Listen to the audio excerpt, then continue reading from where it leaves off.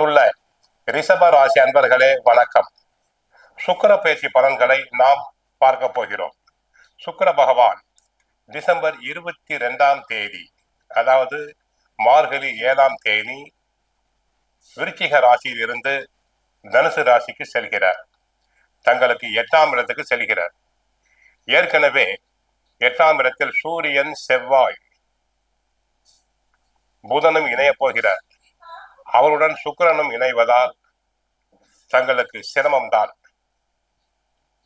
குடும்பத்தில் பிரச்சனைகள் ஏற்படும்.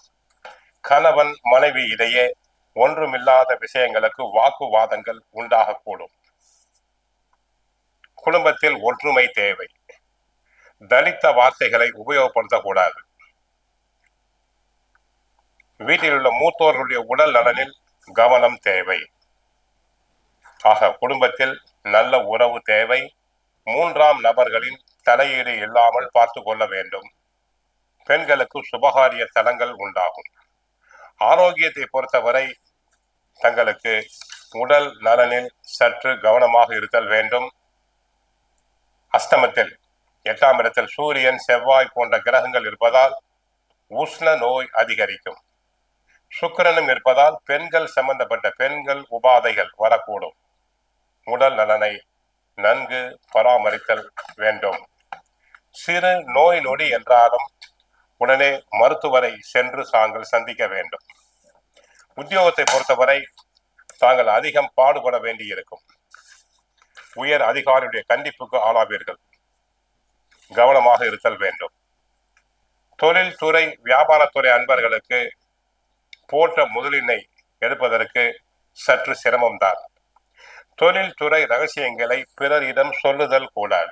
இசை, ஓவியம், பாடகர்கள், கவிஞர்கள், ஆடம்பர வசிய பொருட்களை விற்போர், ஜவுளி வியாபாரம், ஃபேன்சி ஸ்டோர் நடத்துபவர்கள், நகை, லாண்ட்ரி, டெய்லர் போன்றவர்கள் தொழில் துறையில் கவனமாக இருத்தல் வேண்டும். பிறரை நம்பி தொழிலை ஒப்படைக்க கூடாது. வியாபாரத்துறையில் உள்ள நண்பர்கள் பூக்களை விற்போர், ஆப்பிள் விற்போர், பட்டு, ஜவுளி, வாசனை திரவியங்கள், ஃபேன்சி ஸ்டோர், தையல் இயந்திரம், அழகு நிலையம் நடத்துவோர் தொழில் துறையில் சற்று கவனமாக இருத்தல் வேண்டும். இல்லாவிட்டால் தொழில் துறையில் நஷ்டம் ஏற்பட வாய்ப்பு உண்டு. அடுத்து கலைத்துறையை பொறுத்தவரை சிறிது நாட்களுக்கு வருமானம் குறையும். சினிமா நடிகர் நடிகைகளுக்கு வாய்ப்புகள் குறையலாம். பண வரவு குறையும்.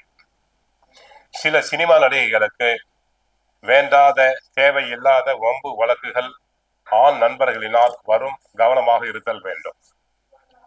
அரசியல் துறை பொறுத்தவரை தங்களுக்கு தற்சமயம் தங்களுடைய ஆலோசனைகள் ஏற்கப்பட மாட்டாது. கட்சிக்குள் நியாயமாக கிடைக்க வேண்டிய பதவி உயர்வு தள்ளி போகலாம்.